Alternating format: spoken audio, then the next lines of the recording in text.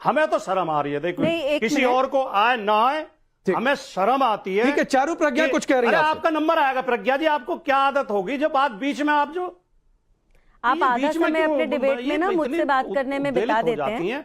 आप खून से रंगे हाथों की अगर बात कर रहे हैं, आप क्यों टोक रही हैं मुझे? तो मैं आप जवाब बोलेंगी, मैं एक शब्द नहीं टोकूंगा। मुख्यमंत्री के आप जितने समय भी बोलेंगे मैं जरा भी नहीं टोकूंगा आपको। तो अब मैं बोल लूं, क्योंकि मैंने अब तक आपको टोका नहीं है। अब मैं बोल लूं? नहीं, आपको जब राकेश पांडे जी कहेंगे तब बोलना आप। बताइए राकेश जी, अब मैं बोल लूं? चलिए भाटी जी एक बार सुन लीजिए, इनका एक क्रॉस क्वेश्चन था। डिबेट में थोड़ी बहुत टोका टाकी चलती है सर, तो सुनने वाले को अच्छा भी लगता है। हाँ ठीक है, मैं मौन होकर सुनूंगा। बिल्कुल नहीं, मैं फिर आपके पास आ जाऊंगा। चारू प्रज्ञा का बीच में एक सवाल आ रहा था, वो सवाल सुन लीजिए, उसका जवाब दे लीजिए। जी मैंने तो सीधा सीधा पूछा था, क्यों खून में रंगे हुए हाथ नहीं है? बिल्कुल है, खून में रंगे हुए हाथ हैं, बलात्कारियों का साथ देने वाले हाथ हैं, टेररिस्ट का साथ देने वाले हाथ हैं। और ये सारी बातें मैं तथ्यों पर बोल रही हूं। भाई मुख्तार अंसारी आपकी पार्टी का ही तो नेता था, अतीक अहमद आपकी पार्टी का ही तो है। आप मुझे बताइए, अच्छा पुरानी बातें नहीं करते, नई नई बातें करते हैं। नवाब सिंह यादव आपकी पार्टी का ही तो है। अब ये बताइए, अयोध्या बार बार आप कहते हैं, अयोध्या के जो नए सांसद चुने गए हैं वो किसका सपोर्ट कर रहे हैं? क्या वो जनता के साथ खड़े हैं या क्रिमिनल्स के साथ खड़े हैं? तो ये बात आप मत भूलिए। 2 बार से जो भारतीय जनता पार्टी की सरकार उत्तर प्रदेश में बन रही है ना, ये इसीलिए बन पा रही है क्योंकि आपके समय पे लॉ एंड ऑर्डर की स्थिति इतनी खराब थी, एक लड़की सड़क पे खड़ी नहीं रह सकती थी। रात की जरूरत नहीं है, दिन में खड़ी नहीं रह सकती थी। ये सच्चाई है। और इसका ही बदलाव करने के बाद योगी जी बार बार मुख्यमंत्री चुने जाते हैं। ये फैक्ट है। Public situation, law and order, security, ये इश्यूज बदलने का काम भारतीय जनता पार्टी की सरकार ने किया है। और आप अगर इतनी टिप्पणियां दे रहे हैं, मुझे बता दीजिए ना, मुख्तार अंसारी की बात बताइए मुझे। ठीक है, आपने कहा, भाटी जी जवाब दीजिए। मैं बताता हूं। आपने 2 आरोप लगाए, बलात्कारियों का समर्थन, आतंकवादियों का समर्थन। किसी आतंकवाद की आरोपी महिला को, बम विस्फोट की आरोपी महिला को भारतीय जनता पार्टी ने संसद में चुन के भिजवाया टिकट देकर। बलात्कारियों के बारे में आपका रिकॉर्ड इतना खराब है, आप चिन्मयानंद के केस बार बार वापस लेने का प्रयास करते हैं, कोर्ट रोक देता है। आप रेपिस्टों को रिहा करते हैं, उन्हें माला पहनाते हैं, उन्हें संस्कारी बताते हैं। आपकी पार्टी में अभी एडीआर की रिपोर्ट आई है, सबसे ज्यादा बलात्कार के आरोपी जो चुने हुए प्रतिनिधि हैं वो भारतीय जनता पार्टी में नंबर 1 पे। मैं नहीं कह रहा, एडीआर की रिपोर्ट है। तो ये कह देना कि नहीं, दूसरी पार्टी पे आरोप लगा देना, ये आपको शोभा नहीं देता। कम से कम जिनके घर शीशे के होते हैं उन्हें दूसरों के घरों पे पत्थर नहीं उछालना चाहिए। तो आपका घर शीशे का है कि नहीं भाटी जी? आप इसलिए तो एक सवाल है, एक सवाल है, एक मिनट। आपने कहा इनका घर शीशे का है, आपका घर शीशे का है कि पत्थर का है? नहीं, मैं एक बात का और जवाब दे दूं चारू प्रज्ञा जी का। इन्होंने कहा कि इसीलिए तो आपको हरा दिया उत्तर प्रदेश की जनता ने। तो अभी उत्तर प्रदेश की जनता ने हाल में आपको 62 से 33 पे ले आए, तो इसका मतलब इस बात का सबूत है नहीं कि आपके मुख्यमंत्री और आपकी सरकार नहीं भाटी जी, वैसे तो उत्तर प्रदेश की जनता ने आपको 17 से ही बाहर करके रखा हुआ है। ठीक है, नहीं मुख्यमंत्री चुने जा रहे थे क्या? प्रदेश की सरकार चुनी जा रही थी? ये तू तो प्रदेश के नेताओं के बीच में हो रही है ना, राष्ट्रीय नेताओं के बीच में तो हो नहीं रही। अच्छा, लेकिन देखिए, आप जब इन बातों पर जवाब नहीं देते मुझे आपत्ति होती है, ठीक है ना? आपके नेता और अब जो नहीं रहे उनके बारे में बात करना मुझे अच्छा नहीं लगता। महिलाओं के ऊपर टिप्पणी करने से लेकर आज तक उनकी बहू ने मौन धारण कर रखा है नवाब सिंह के बारे में। आप तो कुछ बोल दीजिए। तो अगर ठीक है, चलो मैं थोड़ा सा आगे बढ़ता हूं, 2 मेहमान इंतजार कर रहे हैं। भाटी जी मुझे बस एक बात बता दीजिए, आपका घर शीशे का है कि पत्थर का है? आप क्या मानते हैं? नहीं, घर तो सबके शीशे के होते हैं। अच्छा, मर्यादा का पालन करना। नहीं ठीक है अवधेश जी, चलिए भाटी जी ने ये मान लिया कि उनके घर शीशे के हैं। हाँ अवधेश जी, अरे भाई ऐसा है, आप मेरे अकेले के लिए मत कहो। मैंने कहा सबके घर शीशे के होते हैं, सबको मर्यादा का पालन करना चाहिए। ठीक नहीं अवधेश जी, हमारा घर तो शीशे का भी नहीं है, पत्थर का भी नहीं, उसमें ईंट ही लगा है।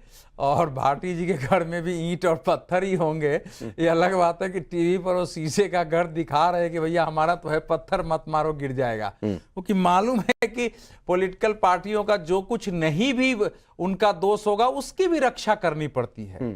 क्योंकि अब कोई कहे कि भाटी जी क्रिमिनल है, क्रिमिनल कर लेंगे तो मैं तो नहीं मानूंगा, लेकिन कोई उपाय ही नहीं है। नहीं, लेकिन मुझे ये बताइए कि माफिया, मठाधीश, कुत्ते की पूंछ, गिदड़, एनकाउंटर, एसटीएफ, क्या और देखेंगे? सब सारे देखिए, सारे व्यक्तिगत नहीं है, पहली बात तो ये है।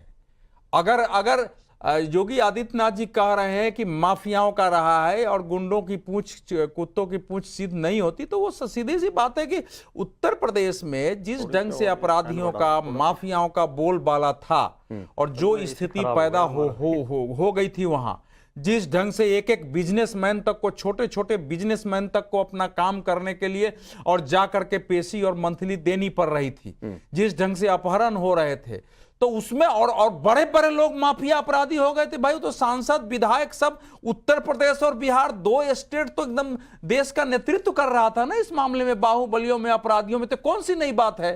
अगर आप ऊपर से नीचे तक नाम गिनेंगे, महाराष्ट्र के अंडरवर्ल्ड का तो बाद में नंबर आता है, वो भी उत्तर प्रदेश से और बिहार से जाके बने थे। जो बड़े बड़े अंडरवर्ल्ड थे वो यहीं से जाके बने थे। तो उसके बारे में कोई भाषा प्रयोग होगी तो ऐसे ही भाषा प्रयोग होगी। एक दूसरा, जो क्रिमिनल्स हैं, योगी आदित्यनाथ जी जो 2017 में चुनाव जीते थे उसमें हिंदुत्व और बाकी था, लेकिन मेन यही था कि समाजवादी पार्टी के शासनकाल में गुंडों, माफियाओं, अपराधियों का इतना बोलबाला है जिससे जनता मुक्ति चाहती थी, और दोनों मिलाकर के एक सुपर बहुमत दिया। 2022 में मैं चुनाव में घूम रहा था, बीजेपी में व्यापक असंतोष थे, कार्यकर्ताओं के काम नहीं हो रहे थे, विधायक एक छोटे छोटे काम नहीं करा रहे थे, सब असंतोष था। लेकिन लास्ट में जहां मैं जाता था तो लोग यही कहते थे कि कम से कम हम लोग जो है रात में चैन की नींद तो सोते हैं। एक सब्जी वाला बोलता, सुनिए, तो जाहिर है कि अगर वो स्थिति थी, और उसके बारे में जो अखिलेश जी जो हैं, देखिए अखिलेश जी ने गलत पिच पर खेल दिया है। बाकी चीजों पर वो लड़े, लॉ एंड ऑर्डर, कानून, अपराधी, माफियाओं पर आएंगे तो मिलता हुआ वोट समाजवादी पार्टी का कटेगा। मैं एक पत्रकार के रूप में देख के फ्री एडवाइस है भाटी जी आपके लिए, पहुंचाइए इसे अखिलेश यादव तो अवधेश जी कह रहे हैं कि ये कोई पर्सनल नहीं है, और ये कुंडली आपकी ऐसी है जिसे योगी ने खोल दिया और आप इसमें बड़ी कमजोर ग्रह नक्षत्र हैं इस कुंडली में। आप लोग ये गलत योज कह रहे थे कि मठाधीश भाई ऐसा है, इस बार पहले भी आपके बोलूं मैं क्या बोलूं, बस 20 सेकंड मठाधीश वाला बताया था। देखिए मठाधीश आपने अपना लिया, मठाधीश का मतलब मैंने कहा मठाधीश्वर है, अधिष्ठाता, ये सारे शब्द हमारे मठ में जो जिनका प्राण प्रतिष्ठा देवता की होती है उनके लिए और उनके पुजारी के लिए। भाटी जी आप बोलिए जो सवाल था। मैं बहुत जिम्मेदारी के साथ और आत्मविश्वास के साथ कहना चाहता हूं कि अपराध के रिकॉर्ड में और माफियाओं के रिकॉर्ड में हम बहुत बेहतर हैं। भारतीय जनता पार्टी के हाथ रंगे हुए हैं। आप आंकड़े उठा के देखिए सर, एनसीआरबी के आंकड़े, इसलिए तो बार बार कह रहे हैं कि माफियाओं की सूची जारी करें। समय में पहली बार यूपी 5 तरीके के अपराधों में नंबर 1 हो गया था। मैं पता नहीं हर दूसरी डिबेट में यूपी पर होती है, मैं ये डेटा कोट करता हूं सर एनसीआरबी का, और आप लोगों की सरकार इसी मसले पर चली गई थी। अगर आप झुठलाएंगे तो सर आप अपने साथ धोखा देंगे। मैं अभी थोड़ा सा 20 सेकंड और फिर मैं आ रहा हूं, चालू बता देता हूं। एनसीआरबी का जो लेटेस्ट डाटा है उसके अनुसार उत्तर प्रदेश महिलाओं के प्रति अपराध में नंबर 1 पर है। रेप में उत्तर प्रदेश नंबर, किस साल का आंकड़ा है? संख्या के हिसाब से बताइए ना। नहीं किस साल का आंकड़ा है ये? हिरासत में मौतों में नंबर 1 पर है, फर्जी मुठभेड़ों में नंबर 1 पर है, हिरासत में मौतों में उत्तर प्रदेश नंबर 1 पर है। पहली बात दूसरी बात, ये आंकड़ा कहां से और किस साल का? फर्जी मुठभेड़ वाला भी गए हैं। नहीं ये कहां से आंकड़ा जारी होता है कि फर्जी मुठभेड़ में मारे गए? आप एनसी नहीं है, फर्जी मुठभेड़ तो मैं जोड़ रहा हूं। हाँ आपने जोड़ दिया, मतलब आपकी पार्टी वाला आंकड़ा है, मतलब आपकी पार्टी वाला आंकड़ा है। बाकी जो चारों बातें मैंने कही हैं राकेश जी, ये देखिए मैं ईमानदारी के साथ बोल रहा हूँ, जो बोल रहा हूँ बाकी चारों चीजें एनसीआर आपकी ईमानदारी पर समस्या तो है, लेकिन समाजवादी पार्टी का गमछा जो है उत्तर प्रदेश में 11 रेप रोजाना होते हैं। एक चीज और है, थोड़ा सा समय दीजिए, मैं लोकेश भाई आपके पास आ रहा हूँ, चारों एक साथ आप जवाब दीजिएगा। लोकेश जिंदल ने अभी तक नहीं बोला है। लोकेश भाई ये 2 लड़कों की जोड़ी गुमराह करने आई हुई है, अभी पता नहीं आप लोग खुलकर नहीं खेल रहे हैं कि पता उपचुनाव में 2-4 सीट मिली जाए। राकेश जी, सर्वप्रथम ये जो बुलडोजर पॉलिटिक्स जिसके लिए उत्तर प्रदेश ने अपने लिए एक बहुत बड़ी बदनामी ली है, इसकी निंदा तो सुप्रीम कोर्ट ने भी की है। बुलडोजर पर कहां चलेगा? नहीं, मैं निंदा आता हूं कहाँ की बुलडोजर। है? नहीं और क्योंकि अभी ये बुलडोजर जो पर चर्चा शब्द थोड़ी नहीं चल माफिया रही है। नहीं समझिए, ये जो शब्द वो माफिया तो है अपने अनुसार इसको आपको समझना होगा कि जब सरकार स्वयं कानून व्यवस्था का पालन नहीं करेगी तो सरकार तो ये आप माफिया तय का करेंगे रूप लोकेश भाई, सुप्रीम कोर्ट तय करेगा ना। अगर मामला सब राकेश जुडिस जी, है और एक तारीख दी गई है, इंटरिम रोक है, तो अभी तो मत किसी फाइनल राकेश नतीजे जी, पर पहुंचिए कि क्या हुआ नहीं हुआ। पिछली सुनवाई में माफिया सुप्रीम का कोर्ट ने अर्थ होता है। यूपी सरकार के एफिडेविट की तारीफ भी की थी इसी बुलडोजर एक्शन पर। तो सर जो मामला सब राकेश जी, जुडिस है, फाइनल कोई कमेंट आ जाए, फैसला आ जाए, तो फिर भी सुनिए, मैं आपकी बात राकेश ठीक जी, मानूंगा। राकेश जी, नहीं सर, मैं राकेश जी, प्लीज सर, नहीं, एक नहीं, तो नहीं, बहुत नहीं। कम समय होता है, मैं बुलडोजर पर डिबेट नहीं कर रहा हूं, इसलिए प्लीज बुलडोजर पर मत मुद्दे पर बोलिए। आता हूं। हाँ। देखिए मैं मुद्दे पर आता हूं। हाँ